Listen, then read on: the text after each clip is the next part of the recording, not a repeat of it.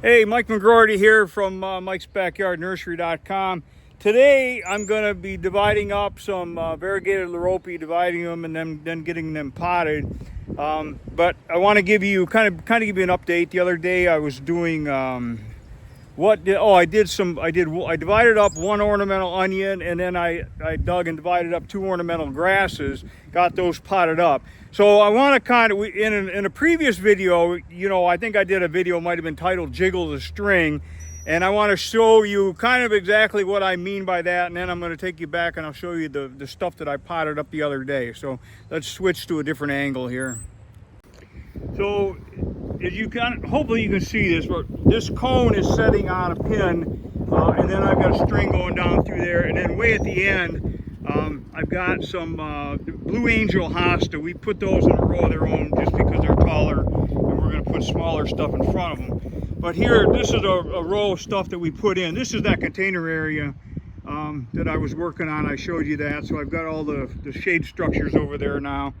But hopefully, I mean, there's a little dip in the road back there just because of the way the concrete blocks and stuff are. But on this side, we'll walk along the string, and this is what Pam and I both are really adamant about, because when you put these containers down, you really have to make sure that, you're the right distance off of the string, but the containers are not touching the string. That way, your row is always going to remain nice and tight, as long as you don't. But if you touch the string, you're going to influence it, and the next thing you know, you keep moving over a little bit further, a little bit further, a little bit further, and pretty soon your row looks like a banana. So that's not a good thing. What do we have in here? These are perennial geraniums. Yeah, I better read the tag because I can't remember nothing these days. Roseanne, it's a perennial geranium. There's some, this variegated hosta is a mini hosta, mini skirt, and then right behind it is blue mouse ears, which is another mini hosta. And over here we got stuff falling down. Whoops, including the phone.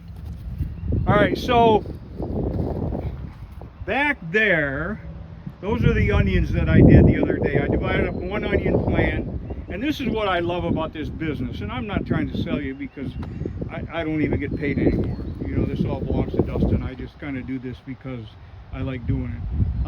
But I divided up one onion plant, and I got 44, I think it's 44 plants out of that one. $8 a piece, and it probably took me an hour or two at the most. And then I divided up two of the ornamental grasses.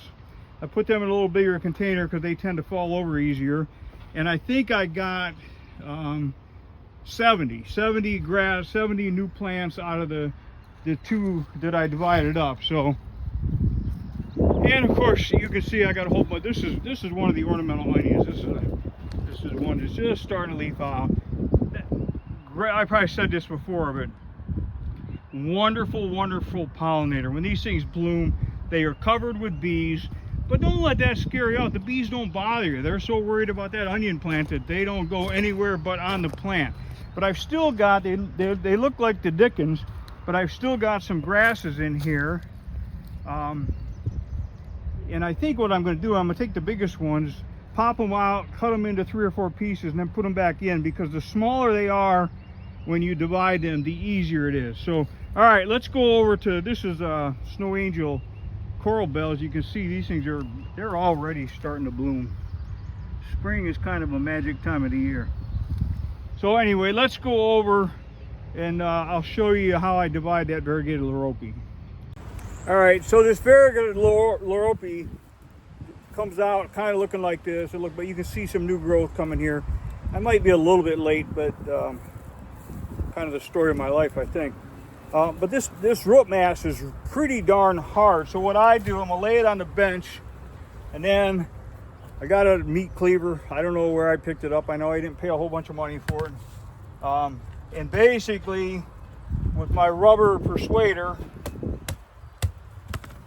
and then I can break it apart, and then just keep working on it. And a lot of times I still have to cut them again, because if I don't cut them, they tend to break away from the roots. So So this is kind of what I'm looking for. About like that. I wish I had more roots, but I'm going to take a chance on it. It doesn't cost me a big deal. I'll pot it up. If it fails, I can recycle the potting mix and the container, so it's not the end of the world. Same thing here. I'm going to make one more split in here. It's a little bit time consuming, but some things are, some things aren't. So kind of like that. And then I'm going to cut the raggedy top off. So then I end up with something that looks like that. Now that's a really, really nice plant. That thing's going to make up really quickly. So basically, and this Variegated Liriope, you can't really see it here, but you can Google it. This is a really nice plant. It makes a great border plant. You know, just kind of, they get about that high, that wide. They get a little tiny purple flower on them. But I put these things on landscapes and use them to border a sidewalk. And years later, they're still there and they're still doing their job. I've done the same thing like with blue fescue, ornamental grass, you know, the really short blue grasses.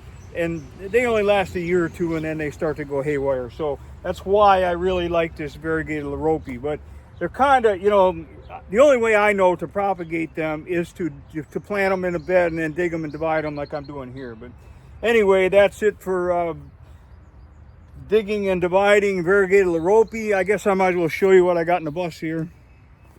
Let's see if this works. So basically, this wagon, this stuff came in the other day. These are Moab Sunset. It's a coneflower.